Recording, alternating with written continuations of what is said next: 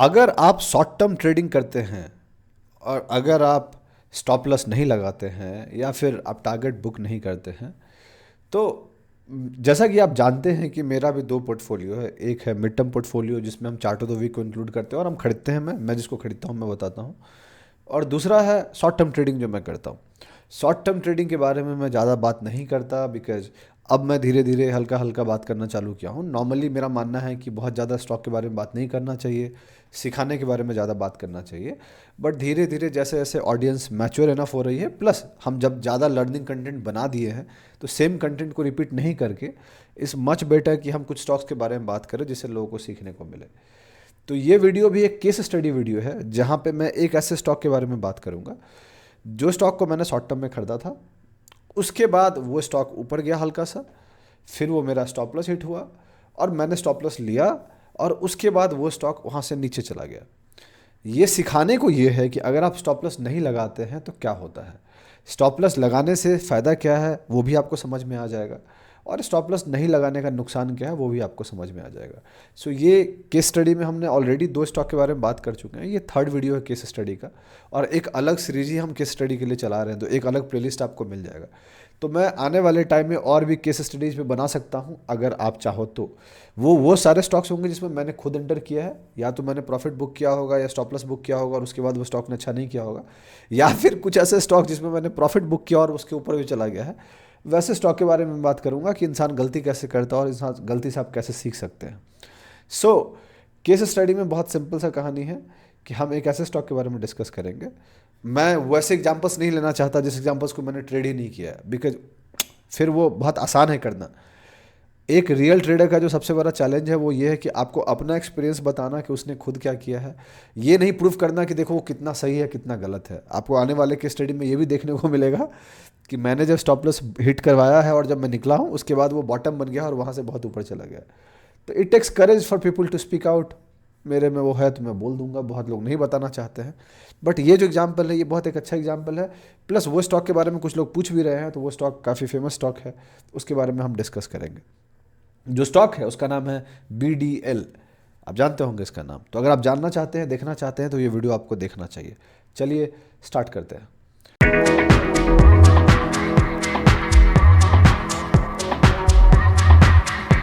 कैसे हैं आप लोग? मेरा नाम ब्रज भूषण हुआ और मैं आप लोगों का स्वागत करता हूं आप लोग के अपने चैनल पे जिसका नाम है ट्रेड विद भूषण। जैसा कि आप जानते हैं कि ये केस स्टडी वीडियो है जहां पे मैं एक ऐसे स्टॉक के बारे में बात करने जा रहा हूं जिसको मैंने ट्रेड किया है, स्टॉप लॉस हिट करवाया है और फिर मैं आपके सामने लेके आ रहा हूँ, लॉस लिया और फिर मैं आपके सामने लेके आ रहा हूँ। ठीक है। ये जो स्टॉक है उसका नाम है BDL। बहुत फेमस कंपनी है, बहुत लोगों ने खरीदा है, बहुत लोगों ने पैसा बनाया होगा, मैंने स्टॉप लॉस खाया है।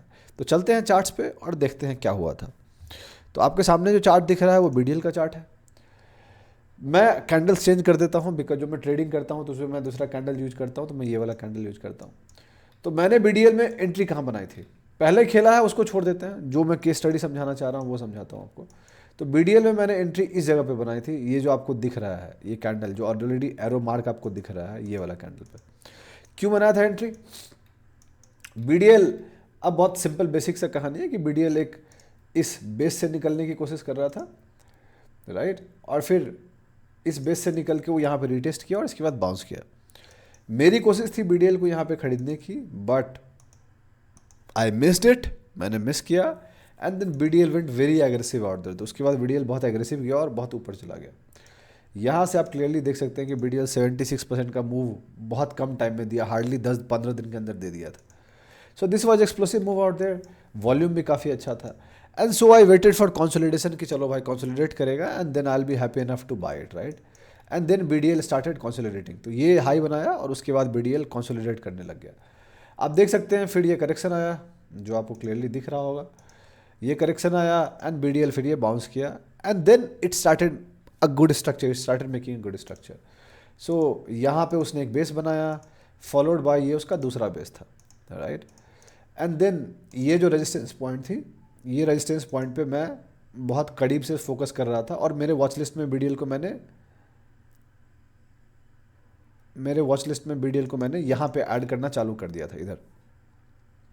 So this was the point जहाँ पे मैंने अपने BDL को वॉच लिस्ट में ऐड करना चालू कर लिया था, because for me BDL was starting strong and ये स्ट्रांग होल्ड कर रहा था और वॉल्यूम भी ड्राई अप कर रहा था। अगर आप देखोगे तो वॉल्यूम भी ड्राई अप, ये मेरी एक स्ट्रैटेजी है, वो छोड़ देते हैं, उस पर मैं बात नहीं करना चाहता, मैं आपको दिखा रहा हूँ ये। एंड देन ये डेट है 3 जुलाई 2024। 3 जुलाई 2024 को मैंने एंट्री ली। बेसिकली मैं सोच रहा था कि शायद ये निकलेगा, जो कि निकलने की कोशिश भी की, और मुझे लगा कि ये एग्रेसिव होगा, तो मैं थोड़ा अर्ली एंट्री लिया और मेरी एंट्री ऑलमोस्ट 1668 के आसपास थी, ये जो आप दिख रहा है, ऑलमोस्ट डे का हाई। क्लोजिंग हुआ उस दिन, क्लोजिंग प्राइस थी 1633, तो 50 रुपये नीचे क्लोजिंग हुआ, क्लोजिंग स्ट्रांग नहीं हुआ, और जो मैंने सोचा था कि वो ऊपर चला जाएगा वैसा भी नहीं हुआ, और क्लोजिंग अच्छा नहीं हुआ। ठीक है, तो ये मेरी एंट्री बन गई, and this was my entry point, जो मेरा कैंडल था। तो मैं इसको हटा देता हूँ, दोनों एरो मार्क को। ये मेरा एंट्री पॉइंट था, मेरा एंट्री पॉइंट था around at the rate 1668, right. उसके बाद जब मैं एंट्री किया तो मैंने सोचा कि स्टॉप लॉस मैं काफ़ी टाइट रखूंगा, and this was my stop loss logically, right. ये जो मेरा स्टॉप लॉस था लॉजिकली, जो इनिशियल स्टॉप लॉस मैंने सोचा था वो यही था। क्यों? बिकॉज अपनी स्ट्रैटेजी है, बट यहाँ पे काफ़ी टाइट था, एंड ये 4-5 दिन इसके नीचे आया नहीं था, तो मैं सोचा कि एग्रेसिव एंट्री होगा, प्लस इसकी क्लोजिंग अच्छी नहीं थी, तो मुझे स्टॉप लॉस टाइट रखना था। सो मैंने एक स्टॉप लॉस यहाँ रखा था, और मैंने इमरजेंसी स्टॉप लॉस यहाँ पे रखा था इसके। अब इमरजेंसी स्टॉप लॉस क्या होता है? इमरजेंसी स्टॉप लॉस होता है कि अगर मैं ये स्टॉप लॉस नहीं लूँगा तो कौन सा लूँगा, तो मेरे लिए मैं अगर इसको नहीं लूँगा तो इसको लूँगा, बिकॉज मार्केट कंडीशन में बहुत सारी बातें होती हैं। So I normally keep 2 stop losses, पहला normally aggressive tight for the short term trades, और दूसरा इमरजेंसी की ये तो लेना ही लेना है, इसके बाद मैं नहीं रुकूंगा irrespective of what it is. हुआ क्या, अगले दिन एक ठीक ठाक क्लोजिंग हुआ, and I got a good confidence out there कि चलो भाई एंट्री ठीक गया है। एंड अगले दिन आप देख सकते हैं कि 3.07% का मूव था, बेसिकली ऑलमोस्ट 4% का मूव था, बट क्लोजिंग होते होते 3.07% का मूव था, and this was a better closing out there, plus volume भी अच्छा हो रहा था। अगर आप वॉल्यूम देखिएगा तो वॉल्यूम वाज गुड, वॉल्यूम आपको दिख रहा है, अब दिखा, वॉल्यूम अच्छा था। उसके अगले दिन वापस से 2.85% का मूव, बेसिकली 3% से ऊपर का कैंडल था, बट लॉजिकली वो क्लोजिंग होते होते 2.85% का। तो मेरी एंट्री से मैं ऑलमोस्ट 1668 से जोड़िएगा तो इस दिन के क्लोजिंग होते होते तक मैं 3-4-5% के प्रॉफिट में आ गया था। अगर हाई तक जाइएगा तो 7-8-10%, 8% के प्रॉफिट में आ गया था, बट क्लोजिंग होते होते तक मेरी प्रॉफिट ऑलमोस्ट 4-4.5% की थी। एंड आई वाज ओके कि चलो भाई एंट्री हो गई है, स्टॉक भी ऊपर स्ट्रेंथ शो कर रहा है, and I am good to go. अगले दिन साइडवेज गया, नो कंसर्न, बिकॉज 2.02% नीचे गया, कोई दिक्कत नहीं था। अगले दिन 0.93%, नो प्रॉब्लम विद दिस। और फिर ये कैंडल बना 10 जुलाई का, जो कि था, आप देख सकते हैं, 2.94%। दिस वाज द टाइम जो मुझे लगा कि भाई ये फेक ब्रेकआउट है, and I need to be active, right. अगर आप निफ्टी पे जाके देखिएगा तो आपको दिखेगा कि मार्केट भी हल्का फल्का करेक्ट किया था इस बीच में, ये जून का 8-9-10 तारीख के बीच में। उसके बाद फिर ये ग्रीन कैंडल बनाया, which was a good holding, तो मेरे को लगा कि अब बाउंस करेगा, एंड यहाँ तक इस कैंडल के बावजूद भी मेरा स्टॉप लॉस हिट नहीं हुआ था, there was nothing much to worry for me, right. So ठीक है, कोई दिक्कत नहीं। फिर कुछ नहीं किया, अगले दिन कुछ नहीं किया, अगले दिन कुछ नहीं किया, एंड धीरे धीरे वो नीचे जाने लग गया। सो ये जो ब्रेकआउट दिया वो फेक ब्रेकआउट हो गया, and I was pretty sure कि अब वो नीचे जा रहा है। और ये जो कैंडल दिखे आपको, जो ये वाला कैंडल दिख रहा है, ये 3.46% का डाउन ट्रेंड कैंडल था 18 जुलाई को, राइट। सो लॉजिकली जो मेरा शॉर्ट टर्म स्टॉप लॉस था वो मेरा हिट हो गया था और मुझे निकल जाना चाहिए था, बट मैं नहीं निकला। क्यों नहीं निकला? बिकॉज मुझे लगा कि शायद मेरा स्टॉप लॉस करेगा एंड बाउंस करेगा, and so I waited for it to see कि अगले दिन कैसा रिएक्ट करता है। अगले दिन उसने ऐसा कुछ रिएक्ट किया जो आपको क्लियरली दिख रहा है, ये वापस से 5% नीचे गया। रीजंस बहुत सारे हैं, and then this was the day जहाँ पे मैंने स्टॉप लॉस बुक किया, और मेरा जो लॉस लॉजिकली था लॉस, वो मेरा लॉस बड़ा हो गया, बिकॉज ये 5% का कैंडल बोनस था मेरे लिए लॉस का। मैं चाहता तो मैं अपने लॉस को छोटा करके यहाँ पे निकल जाता। सो अगर मैं इधर निकलता तो मान लो 1668 पे मैं एंट्री की थी, और यहाँ निकलता तो 7% का लॉस होता, 7.8% का, बट चूंकि मैंने लॉस बड़ा रखा तो ये लॉस मेरा 12-13% के आसपास का चला गया, which is the biggest loss for me in this year in a swing trade out there. तो 2024 में ये सबसे बड़ा स्टॉप लॉस है मेरा, right. So that is something which I have made mistake. So ये स्टॉप लॉस मैं यहाँ लेता तो मेरा स्टॉप लॉस छोटा होता, बट मैंने नहीं लिया, and then I waited for the next day, and the next day फिर मैंने यहाँ एग्जिट किया। एंड देन व्हाट हैपेंड, अगले दिन इसने बाउंस हो किया, इनिशियली ये थोड़ा नीचे गया बट बाउंस हो किया, और फिर अगले दिन वापस से नीचे गया, थोड़ा सा बाउंस हो किया। बट आज के रेट में अगर आप देखोगे तो वो स्लोली बट श्योरली, मैं निकला था ऑलमोस्ट यहाँ पे, और आज के रेट में इसकी प्राइस चल रही है 1237। तो लेसन टू जो लर्न है, मेरे स्टॉप लॉस के बावजूद भी आज के रेट में ये स्टॉक मेरे स्टॉप लॉस से 15% नीचे है। इमेजिन करो अगर मैं स्टॉप लॉस होल्ड नहीं करता, इमोशंस में बैठा होता कि BDL एक बहुत अच्छी कंपनी है, मैं होल्ड करूंगा, तो मेरी एंट्री से वो ऑलमोस्ट 26% का लॉस होता, जो कि बहुत बड़ा लॉस है।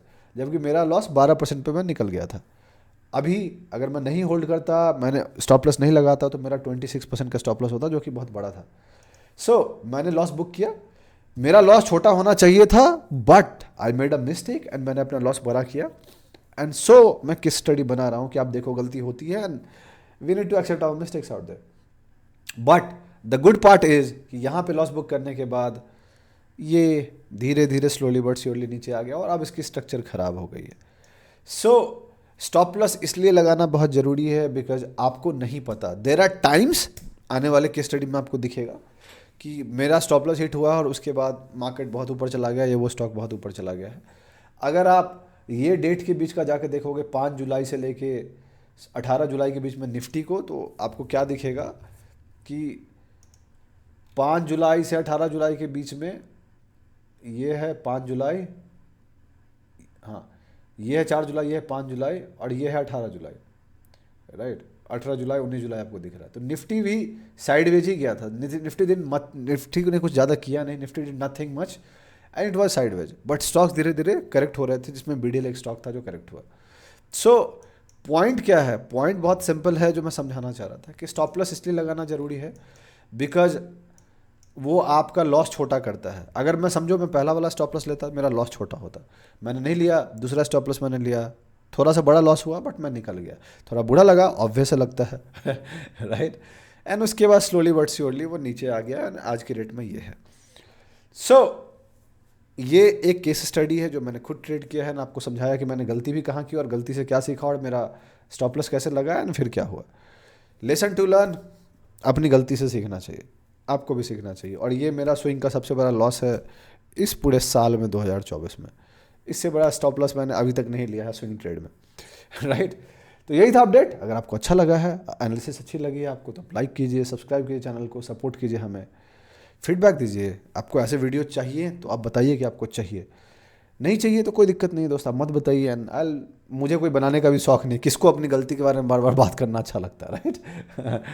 सो अपने दोस्तों के साथ शेयर कीजिए, उनको कहिए कि सब्सक्राइब करें चैनल को। बहुत जल्दी मैं आपसे अगले वीडियो मुलाकात करूंगा जो कि मार्केट अपडेट होगा। तब तक के लिए अपना ध्यान रखें, अपने घर वालों का ध्यान रखें। शुभ रात्रि, चीयर्स।